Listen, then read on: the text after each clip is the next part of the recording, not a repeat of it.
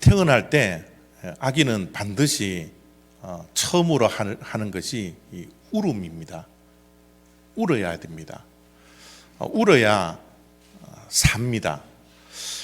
태어나서 울지 못하면 문제가 많습니다. 우리 어른들이 이야기할 때 아이들이 태어날 때 크게 울으면 어떻다고요? 건강하다, 그렇게 이야기를 합니다. 이 세상에 태어나는 아기들, 생명이 있는 아이들이 크게 울어야지 이 땅에 태어나고 또 살 수 있습니다. 왜 우냐 그러면요, 엄마의 뱃속에 있었을 때는 이 호흡하는 이 산소 공급이 엄마의 탯줄을 통해서 이루어지는 거거든요. 근데 이 세상에 나오면 이제 탯줄이 끊겨지잖아요. 그래서 호흡을 어떻게 해요? 이제 폐를 통해서 산소를 들어마시고 이제 호흡을 해야 되는데, 그 산소가 들어올 때 크게 이렇게 운다고 그럽니다. 그래서 이 세상에 태어나는 모든 생명들은 생명을 유지하기 위해서 울어야 된다고 그래요. 그래서 우는 것이 사는 거고 크게 우는 것이 건강한 것이다, 그렇게 우리가 알고 있습니다.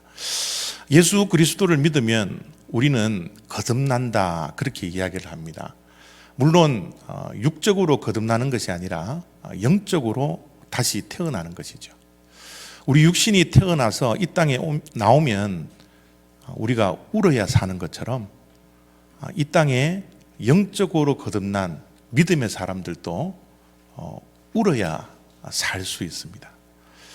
물론 영적인 울음은 다른 것이 아니라 부르짖는 거예요. 거듭난 주님의 백성들의 삶은 항상 울어야지 건강해집니다. 사람들 앞에서 눈물을 흘리고 사람들 앞에서 부르짖는 것이 아니라 하나님 앞에서 울며 부르짖을 때 그 삶은, 그 신앙은 건강해진다라는 거예요. 우리의 신앙생활을 할 때 하나님 앞에서 부르짖지 못하는 사람들이 많아요. 하나님 앞에서 울지 못하는 사람들이 많습니다. 그러나 아이가 이 세상에 태어나서 울고 부르짖고 앙할 때 건강하게 살아가는 것처럼 우리는 영적으로 거듭났으면 하나님 앞에서 울어야 되고 하나님 앞에서 부르짖어야지 내 신앙, 내 영이 건강하게 산다라는 사실을 잊지 않으셔야 합니다. 그래서 하나님의 말씀 속에서는 부르짖으라라는 이 말씀이 굉장히 많이 나와요.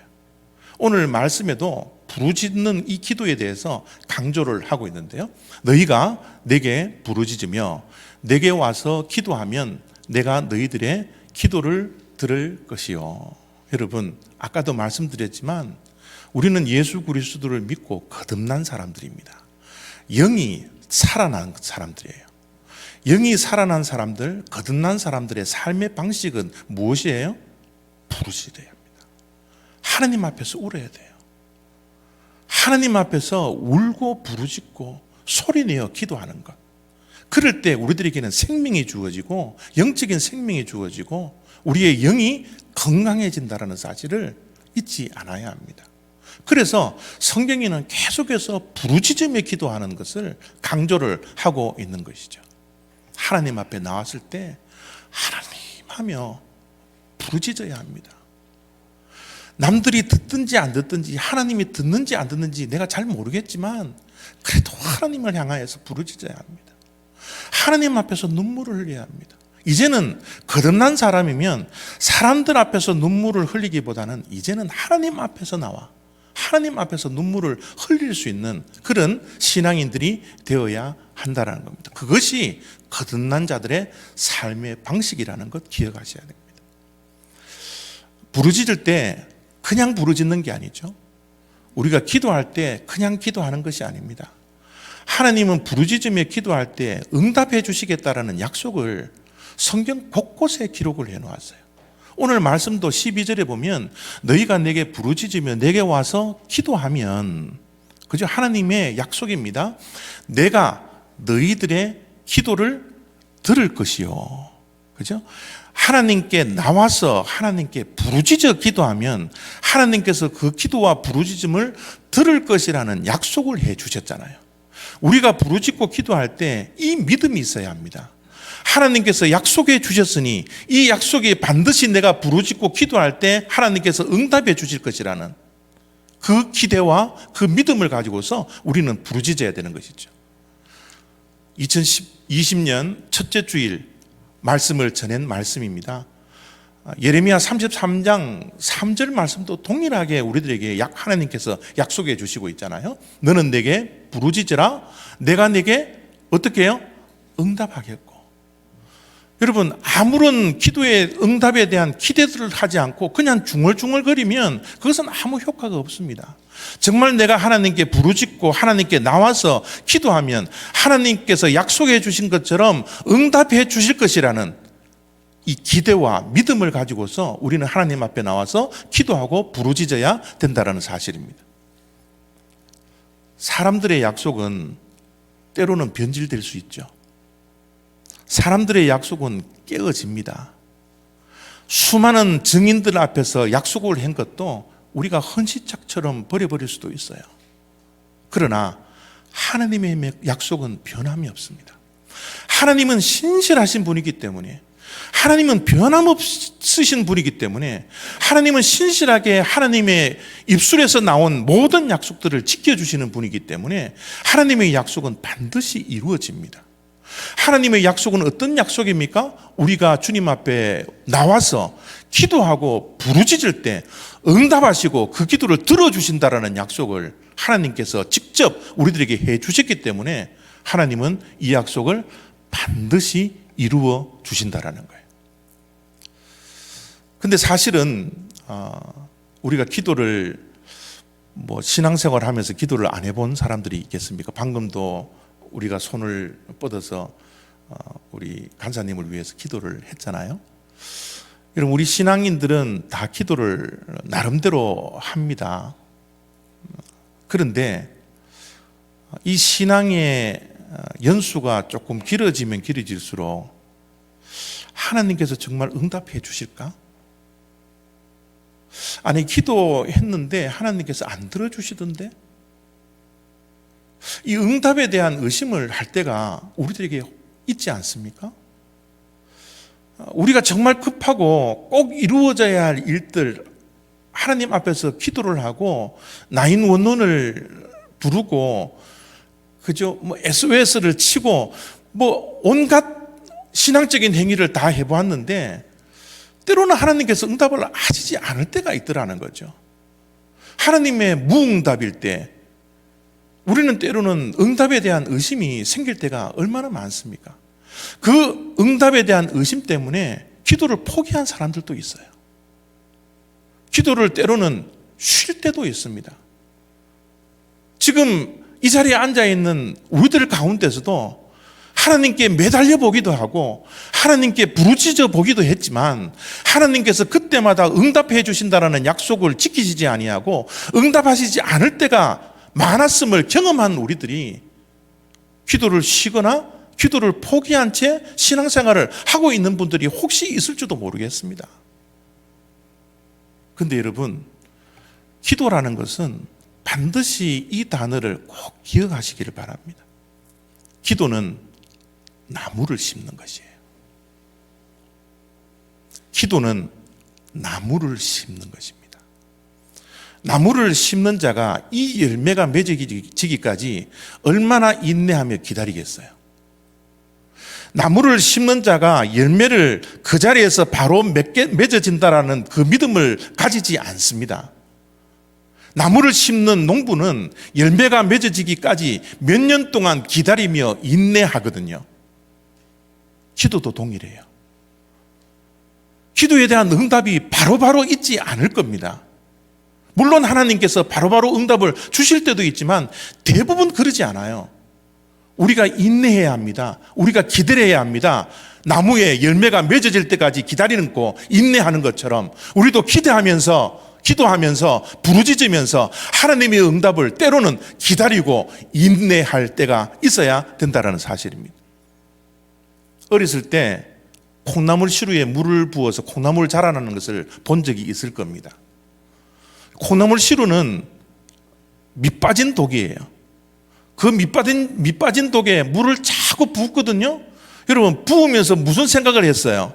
아니, 이 콩나물이 자랄까? 물이 자꾸 빠지는데? 그런데 어느 날 일어나 보니까 콩나물이 어떻게 해요?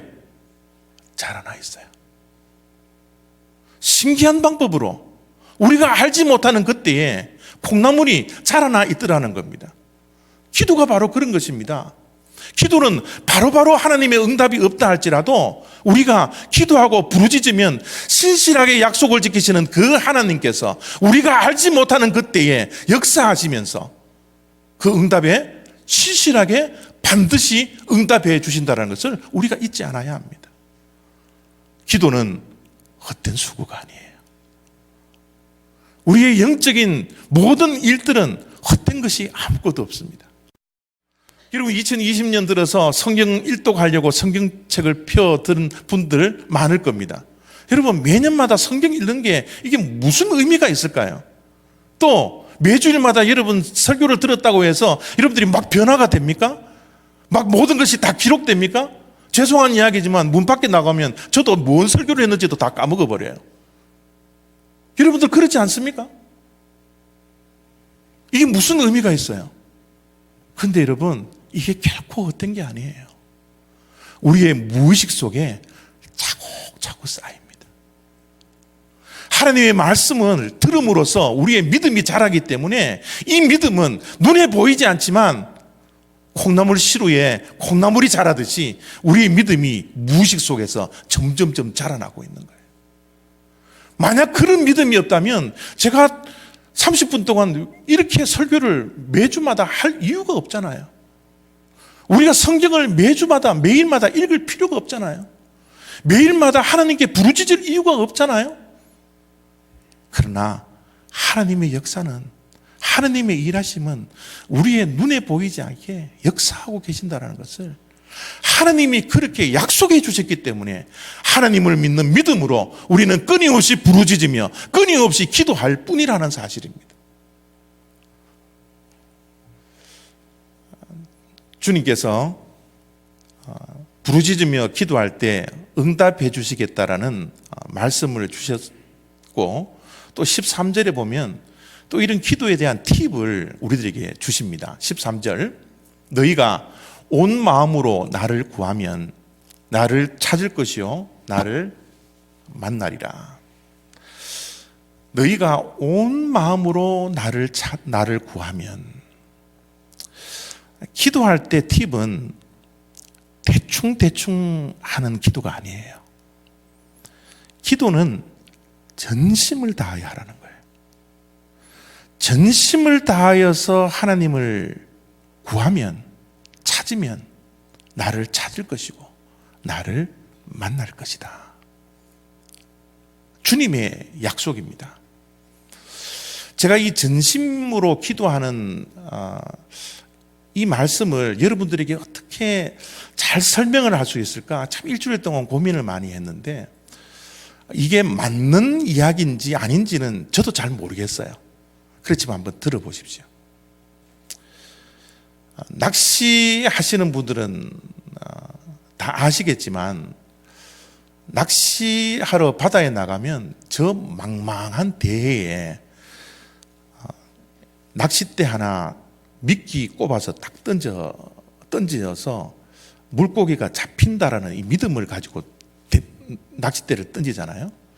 저는 뭐 낚시를 좋아하고 낚시를 다니지 않기 때문에 낚시하는 사람들 보면 늘 마음속에 품고 있는 것이 참 허무맹랑하다, 이런 생각을 늘 해요. 왜냐하면 저 망망대해에 무슨 고기가 잡힐 줄 알고 미끼 하나 믿고 그렇게 던져 놓습니까?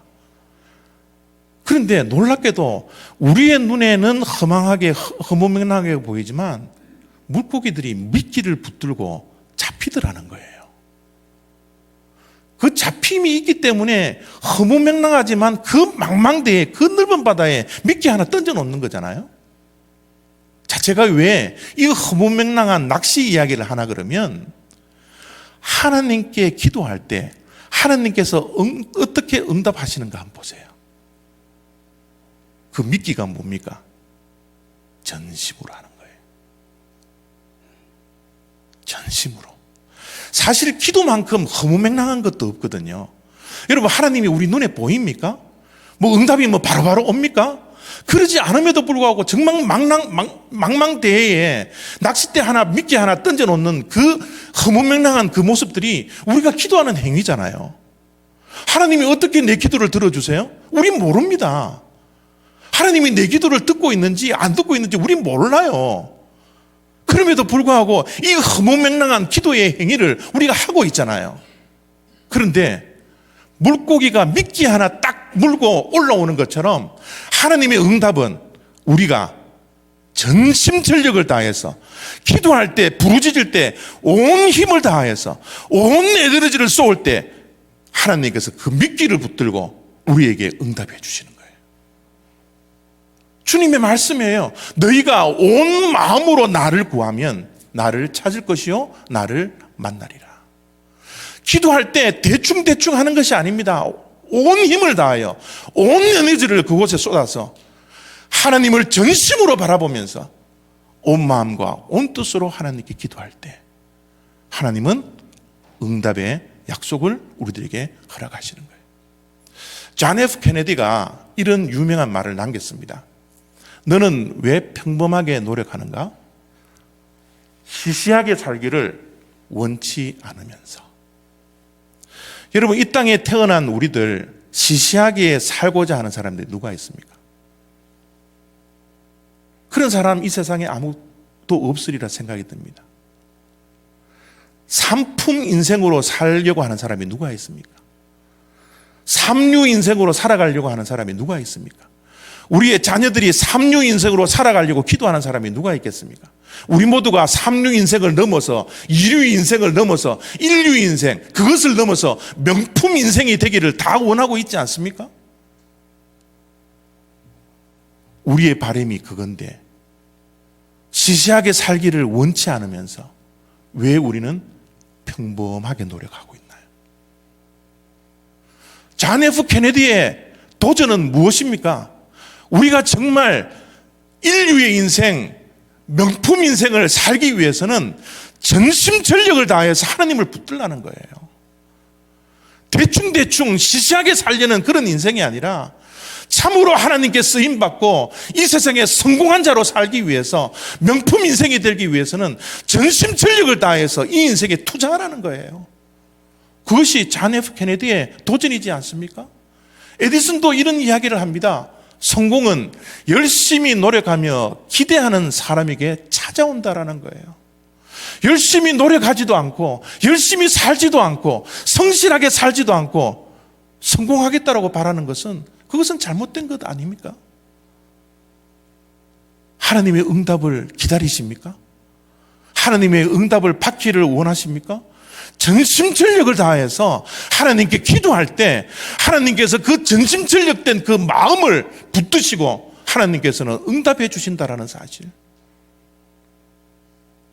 우리의 신앙도 삼류 신앙이 아니라 인류 신앙이 되고 명품 신앙이 되기 위해서는 하나님 앞에서 울고 하나님 앞에서 부르짖으며 하나님 앞에서 입술을 열어 기도할 수 있는 그런 인생, 그런 인생이 될 때 우리의 소원을 하나님께서 들어주신다라는 그 약속이지 않습니까? 여러분 13절에 주님께서 우리가 온 마음으로 구하면 주시겠다라는 약속을 주셨는데 다른 것 주신 게 아니라 하나님을 만날 것에 대한 약속을 주세요. 그죠? 13절입니다. 너희가 온 마음으로 나를 구하면 나를 찾을 것이요 나를 만나리라. 신앙생활을 하면서 하나님을 못 만난 분도 계세요. 기도를 하면서 하나님을 만나지 못한 분들도 계십니다. 성령 하나님은 바람처럼 불기 때문에 여러분 우리가 어떤 노력을 해서 성령 하나님이 오는 것이 아니라 성령 하나님은 불어오시는 거기 때문에 우리가 전심전력을 다해서 기다려야 합니다. 기도하면서 기다려야 돼요. 그때 하나님께서 우리들의 마음속에 우리의 가정 속에 교회 속에 임하시는 거거든요. 그래서 하나님을 만나지 않습니까? 여러분 신앙생활을 하는데 우리의 삶 가운데 하나님을 만나는 것이 얼마나 중요합니까? 왜 우리가 하나님을 만나야 합니까? 오늘 말씀 속에 왜 우리가 기도하면서 전심전력을 해서 하나님께서 하나님과의 만남을 약속해 주셨는데 하나님과의 만남이 왜 우리의 인생 가운데 중요한 것인지 13절 속에 11절 속에 이렇게 기록해 놓았습니다. 여호와의 말씀입니다. 너희를 향한 나의 생각을 내가 아나니. 너희를 향한 나의 생각이라는 말을 NIV 영어 성경에는 plan이라는 계획이라는 단어를 쓰셨어요. 너희를 향한 나의 생각을 내가 아나니 평안이요 재앙이 아니니라 너희에게 미래와 희망을 주는 것이다. 여러분, 우리를 만드시고 우리를 조성하신, 우리를 구원해 주신 하나님이 저와 여러분을 향한 계획이 있는 줄 아세요? 내 인생을 향한 내가 가지고 있는 계획 말고 나를 조성하시고 나를 만드신 그 하나님께서 나를 향한 하나님의 계획이 있다라는 겁니다. 하나님은 우리를 구원하시고 우리를 만드시고 우리를 조성하실 때 그냥 만드시고 그냥 조성하시고 그냥 구원하신 것이 아니라 하나님이 우리를 향한 인생의 계획도를 가지고 계시는 거예요. 이 계획은 누가 알 수 있어요? 오늘 하나님의 말씀을 자세히 한번 들여다보십시오. 여호와의 말씀이라 너희를 향한 나의 계획은 누가 안다고요? 내가 아나니. 우리가 아는 게 아니에요. 하나님이 아시는 겁니다. 하나님의 우리를 향한 그 계획을 우리가 알려면 하나님을 만나 들어야 되죠. 하나님을 만날 수 있는 방법이 무엇입니까? 하나님은 누구에게 만남을 약속해 주셨습니까? 하나님께 부르짖으며 온 마음을 다하여 전심을 다하여 주님께 나와 기도하는 자에게 하나님은 만나 주실 것이다. 만나서 하나님이 우리를 향한 그 크신 계획을 이야기해 주실 것이라고 약속해 주시는 말씀이지 않습니까? 예레미야 33장 3절 말씀도 동일한 말씀입니다. 너는 내게 부르짖으라 내게 응답하겠고 내가 알지 못하는 당연히 알지 못하죠.